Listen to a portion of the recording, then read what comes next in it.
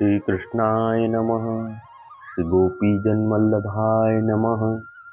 श्रीमदाचार्य चरण कमलेभ्यो नमः। श्री गुसाई जी परम दयालवे नमः। श्री यमुना चतुर्भ्यां नमः। श्री गुरुवे नमः। श्री गुरुचरण कमलेभ्यो नमः।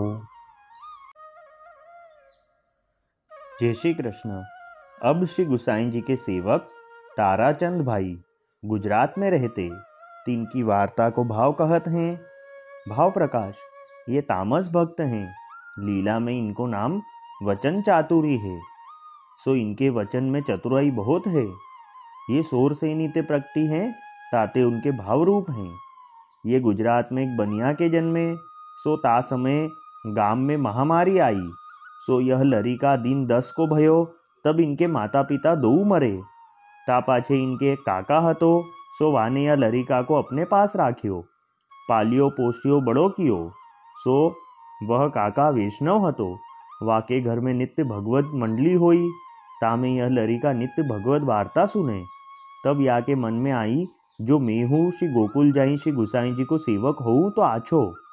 सो ऐसे करत कछुक दिन में गांव में ते एक संग वैष्णव को श्री गोकुल को चलियो। सो वा संग में ताराचंद हु चले। वार्ता प्रसंग 1। सो ताराचंद भाई श्री गुसाई जी के दर्शन को श्री गोकुल आए। सो श्री गुसाई जी आपके दर्शन करी के विनती करी कि जो महाराजाधिराज मोको नाम दीजिए। तब श्री गुसाई जी आप आज्ञा किए, जो जाऊ श्री यमुना जी में स्नान करी के आऊ। तब ताराचंद भाई श्री यमुना जी में स्नान करीवे को गए।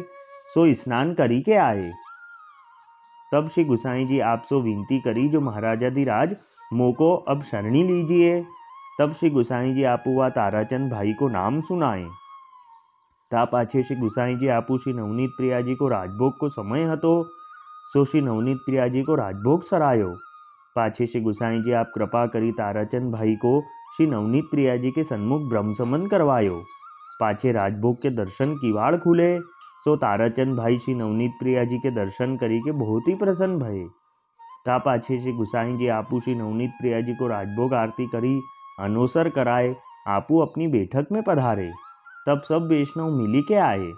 सो श्री गुसाई जी आप सो दंडवत करी के बैठे। पाछे श्री गुसाई जी आप सब वैष्णवन को समाधान कियो। ता पाछे ताराचंद भाई हु आए। सो श्री गुसाई जी आपको साष्टांग दंडवत करी के बैठे।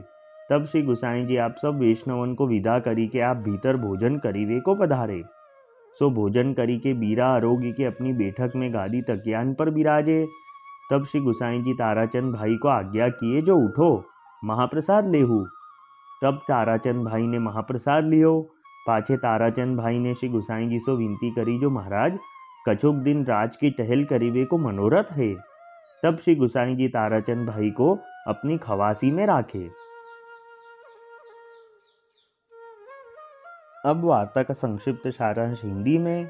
अब श्री गुसाई जी के सेवक ताराचंद भाई गुजरात में रहते। ये तामस भक्त हैं। लीला में इनका नाम बचन चातुरी है।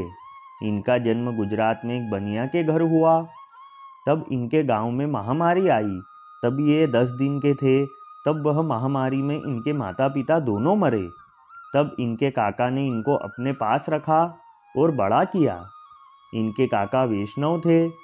उनके घर नित्य भगवद वार्ता मंडली होती। वहाँ ये नित्य भगवद वार्ता सुनते।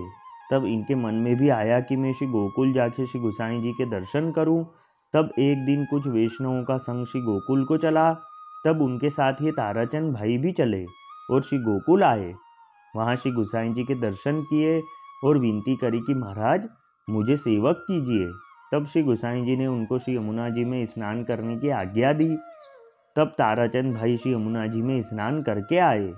तब श्री गुसाई जी ने पहले तो नाम दिया, फिर श्री नवनीत प्रिया जी के राजभोग सरा के ब्रह्मसमन कराया। तब ताराचंद भाई ने श्री नवनीत प्रिया जी के दर्शन किए और बहुत प्रसन्न हुए। फिर श्री गुसाई जी ने अनुसर करा के अपनी बैठक में पधारे। तब सब वैष्णवों के साथ ताराचंद भाई ने भी श्री गुसाई जी को दंडवत किए। फिर आप भोजन में पधारे। फिर भोजन करके आपने ताराचंद भाई को महाप्रसाद की पातल धरी। तब ताराचंद भाई ने महाप्रसाद लिया। फिर ताराचंद भाई ने श्री गुसाई जी से विनती करी कि महाराज कुछ दिन आपकी सेवा करने का मनोरथ है। तब श्री गुसाई जी ने उनको अपनी खवासी की सेवा में रखा। वल्लभी वैष्णव सदा सुहागी, जो श्री वल्लभ शरणे आवे सो पूरण बड़भागी। गल तुलसा की माला सोहे, भाले तिलक रसाला। तापर वल्लभी मुद्रा सोहे, मुख बोले गोपाला। तन मन धन वैष्णव पर वारू, गाँव श्री गिरधर लाला। आज सभा में पूर्ण रहत हैं, सूरदास नंदलाला। वल्लभी वैष्णव सदा सुहागी। जय श्री कृष्ण।